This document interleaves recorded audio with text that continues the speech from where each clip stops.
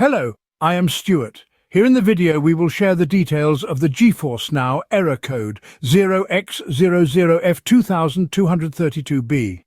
The error reads, "The game quit unexpectedly. Try playing it again. View GeForce NOW server status." As per the player's complaints when they try to play any particular game on the GeForce NOW, it tries to update and then fails to install the update and shows this error. According to our research, the error is coming because the game has released an update, but GeForce NOW still needs to update the game on their servers.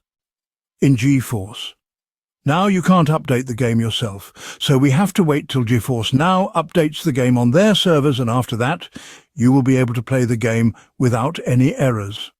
All we can do is advise you to reboot your system, and then check if the error still shows. If the error still comes, then wait for a couple of hours and try again. Thanks for watching. If this video helped, don't forget to like, share and subscribe for more troubleshooting tips. Have any questions or issues?